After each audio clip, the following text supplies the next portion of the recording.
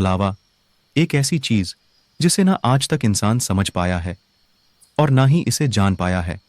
रोहन बचपन से शहर में पला बड़ा था, तो उसका कभी भी उन चीजों से सामना नहीं हुआ था जो अक्सर इंसान को दिखती नहीं है।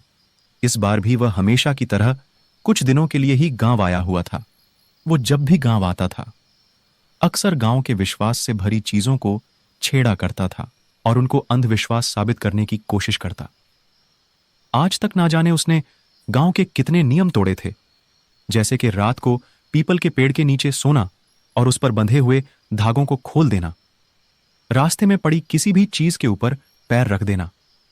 लेकिन अब तक उसे कोई भी बुरा अनुभव नहीं हुआ था, जिसकी वजह से उसका खुद पर विश्वास बढ़ता चला गया था। उसे आए बस 2 दिन ही हुए थे और इस बार उसके दिमाग में गांव की सबसे बड़ी अफवाह को गलत साबित करने की योजना चल रही थी। वो आज पुराने गांव जाने वाला था। पुराना गांव जो कभी उन्हीं का गांव हुआ करता था। पहले गांव के सब लोग वहीं रहते थे।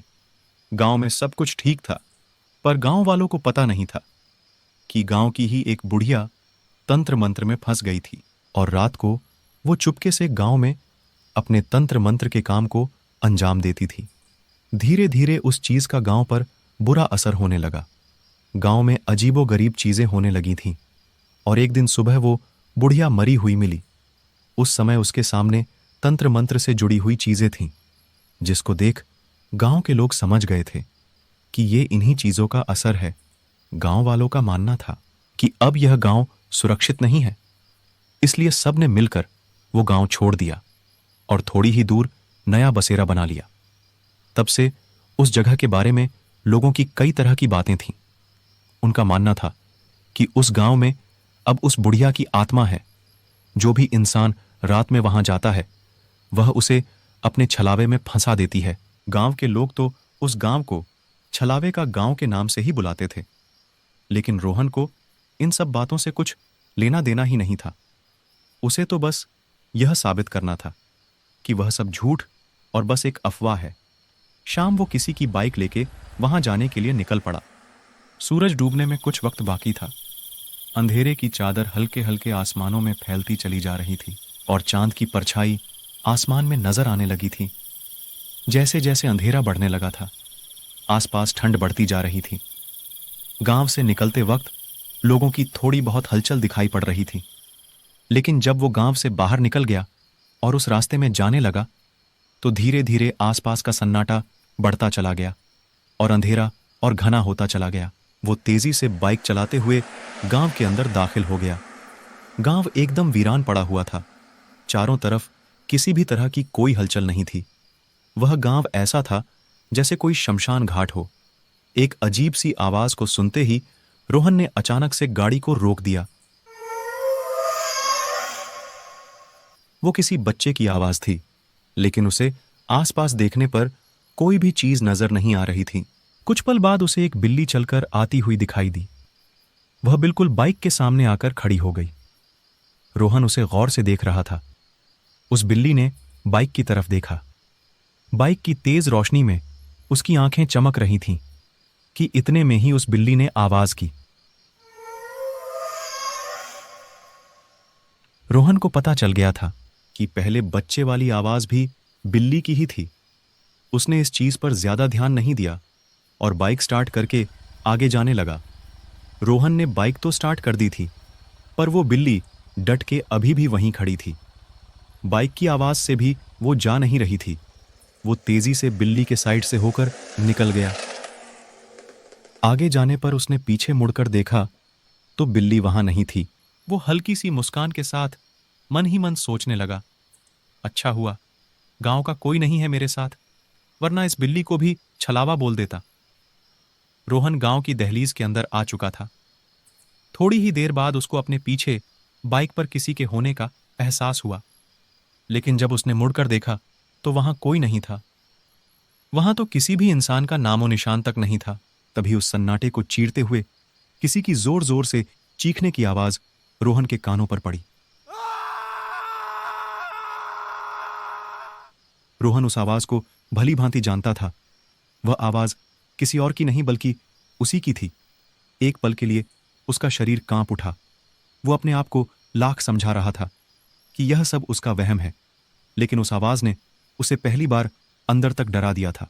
रोहन ने अपने आसपास देखते हुए किसी को ढूंढने की कोशिश की। तब उसकी नजर खंडहर पड़े कुएं की ओर गई। उसने अंदाजा लगाया कि आवाज यहीं से आई है। वो तेज कदमों से उस कुएं के पास जाने लगा कि तभी कोई चीज उसके पैर के नीचे आ गई। जब उसने नीचे देखा तो पाया कि उसका पैर किसी कंकाल पर पड़ा है और वहीं एक गुड़िया भी पड़ी है जो काला जादू करते टाइम होती है। उसने जल्दी से पैर वहां से हटा लिया और उस कुएं के पास जाने लगा। तब उसे कहीं से एक दबी हुई आवाज सुनाई दी, जैसे कोई दम घुटकर मर रहा हो। उसने सामने की तरफ टॉर्च की रोशनी मारी तो उसने देखा एक लड़का बरगद के पेड़ पर फांसी से लटक रहा है और वह खुद को छुड़ाने की कोशिश कर रहा है। यह देख रोहन भागते हुए उसके पास चला गया, इस उम्मीद से कि शायद वो उसकी मदद कर पाए। वो भागते हुए आगे जा ही रहा था कि इतने में पेड़ पर लटके हुए लड़के का चेहरा बदलने लगा और धीरे धीरे रोहन के चेहरे जैसा हो गया। एक पल के लिए उसका दिमाग सुन्न हो गया। उसे समझ नहीं आया कि जो उसे अभी दिख रहा है वह सच है या पहले जो दिख रहा था वो सच था। रोहन भागकर तेजी से गाड़ी की तरफ बढ़ने लगा कि इतने में फिर से गाड़ी के सामने वही बिल्ली आ गई और थोड़ी ही देर बाद उसका चेहरा गलने लगा था। उसके शरीर का मांस गल के नीचे जमीन पर गिर रहा था और उस बिल्ली का शरीर किसी पुराने कंकाल की तरह बन चुका था। रोहन को तो समझ ही नहीं आ रहा था कि जाऊं तो किस तरफ जाऊं। उसकी धड़कन काफी तेज चल रही थी। उसे यहां आए हुए बस कुछ वक्त हुआ था और उस जगह ने गोविंद के साथ खेल खेलना शुरू कर दिया था। वहां का सन्नाटा ही उस जगह के डर को बयान करने के लिए काफी था।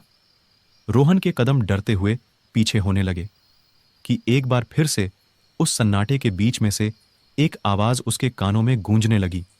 वो आवाज ऐसी थी जैसे कोई तेज तेज कुछ पढ़ रहा हो।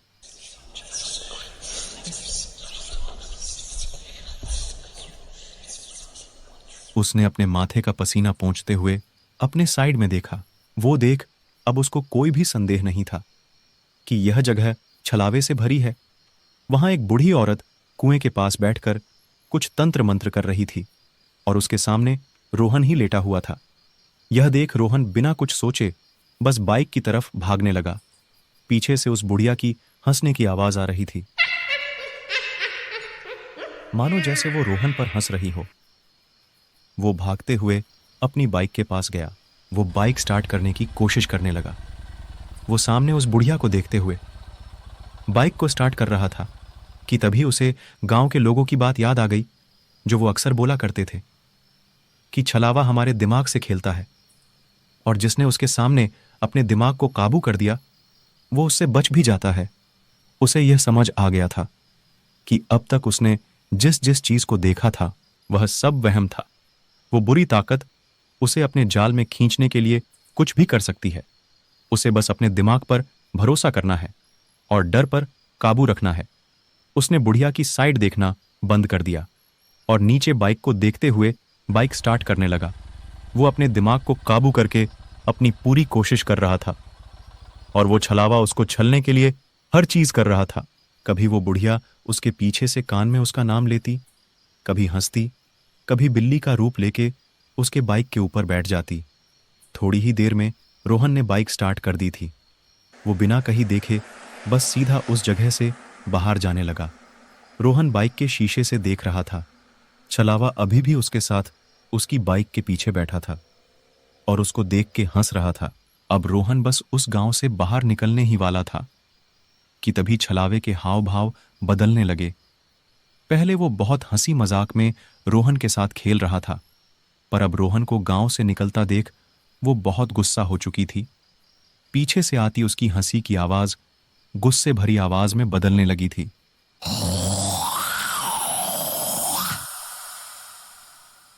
वो अब छलावा रोहन को मारने के लिए करने लगी थी, जैसे रोहन का गला दबाने का छलावा, जिस वजह से रोहन को सांस लेने में तकलीफ होने लगी। पर वो फिर भी बाइक चलाते ही जा रहा था क्योंकि वो जानता था कि यह सब बस उसके दिमाग में है।